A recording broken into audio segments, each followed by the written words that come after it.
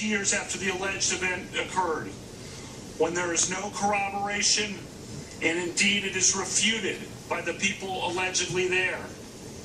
After I have been in the public arena for 26 years without even a hint, a whiff of an allegation like this, and when my nomination to the Supreme Court was just about to be voted on at a time when I'm called evil by a Democratic member of this committee, while Democratic opponents of my nomination say people will die if I am confirmed.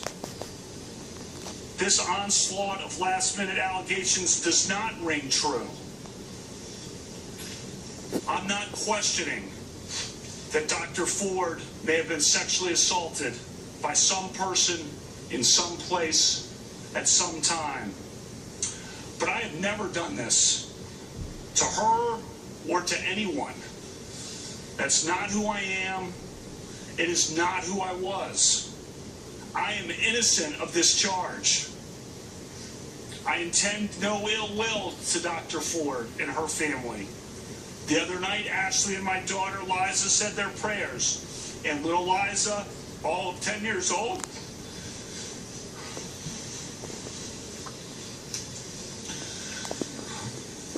said to Ashley, we should pray for the woman.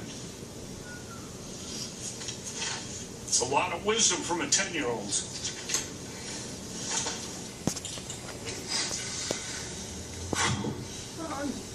First, let's start with my career. For the last 26 years, since 1992, I've served in many high-profile and sensitive government positions for which the FBI has investigated my background 6 separate times. 6 separate FBI background investigations over 26 years, all of them after the event alleged here. I have been in the public arena and under extreme public scrutiny for decades. In 1992, I worked for the Office of Solicitor General in the Department of Justice. In 1993, I clerked on the Supreme Court for Justice Anthony Kennedy. I spent 4 years in the Independent Counsel's Office during the 1990s. That office was the subject of enormous scrutiny from the media and the public. During 1998, the year of the impeachment of President Clinton, our office generally, and I personally, were in the middle of an intense national media and political spotlight. I and other leading members of Ken Starr's office were opposition researched from head to toe, from birth through the present day. Recall the people who were exposed that year of 1998 as having engaged in some sexual wrongdoing or indiscretions in their past. One person on the left even paid $1 million for people to report evidence of sexual wrongdoing, and it worked. Exposed some prominent people. Nothing about me. From 2001 to 2006, I worked for President George W. Bush in the White House. As staff secretary, I was by President Bush's side for 3 years and was entrusted with the nation's most sensitive secrets. I traveled on Air Force One all over the country and the world with President Bush. I went everywhere with him, from Texas to Pakistan, from Alaska to Australia, from Buckingham Palace to the Vatican. 3 years in the West Wing, 5.5 years in the White House. I was then nominated to be a judge on the D.C. Circuit. I was thoroughly vetted by the White House, the FBI, the American Bar Association, and this committee. I sat before this committee for 2 thorough confirmation hearings in 2004 and 2006. For the past 12 years leading up to my nomination for this job, I've served in a very public arena as a federal judge on what is often referred to as the second most important court in the country. I've handled some of the most significant and sensitive cases affecting the lives and liberties of the American people. I have been a good judge. And for this nomination, another FBI background investigation, another American Bar Association investigation, 31 hours of hearings, 65 senator meetings, 1,200 written questions, more than all previous Supreme Court nominees combined.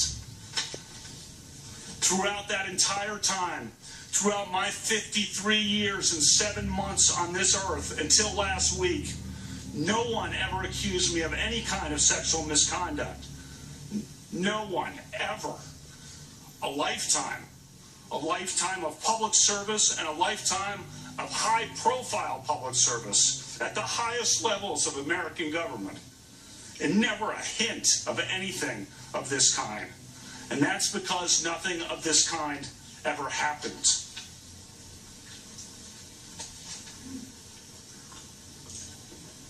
Second, let's turn to specifics.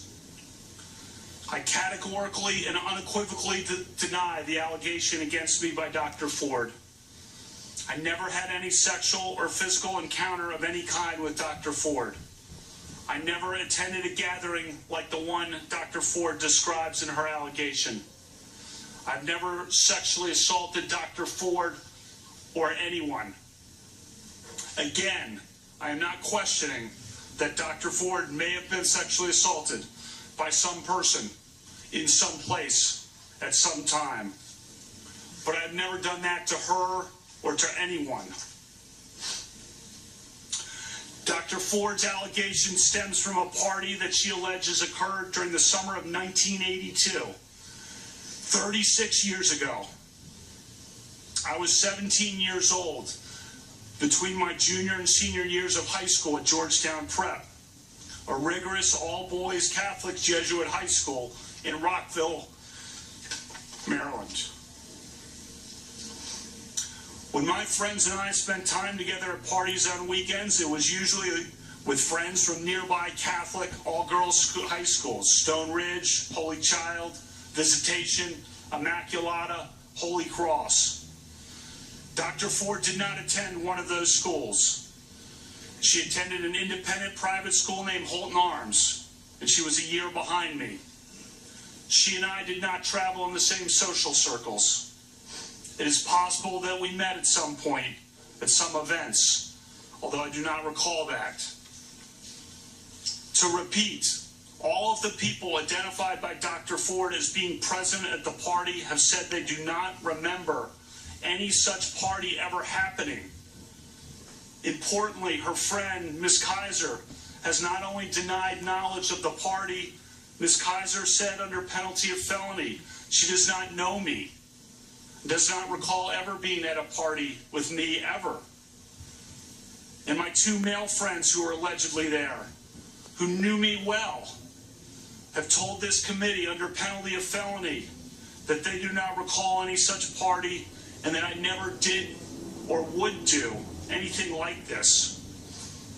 Dr. Ford's allegation is not merely uncorroborated. It is refuted by the very people she says were there, including by a longtime friend of hers. Refuted. Third, Dr. Ford has said that this event occurred at a house near Columbia Country Club, which is at the corner of Connecticut Avenue and East-West Highway in Chevy Chase, Maryland. In her letter to Senator Feinstein, she said that there were 4 other people at the house. But none of those people, nor I, lived near Columbia Country Club. As of the summer of 1982, Dr. Ford was 15 and could not drive yet, and she did not live near Columbia Country Club. She says confidently that she had 1 beer at the party, but she does not say how she got to the house in question, or how she got home, or whose house it was.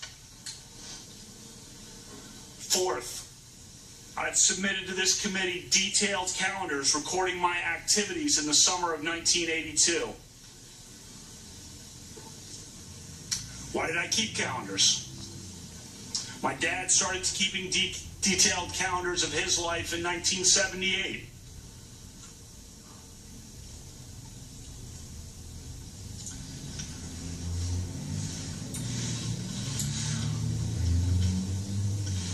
He did so as both a calendar and a diary.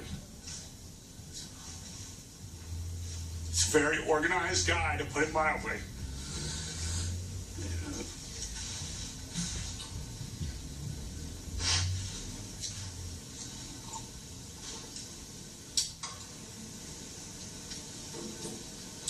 Christmas time, we sit around and he regales us with old stories.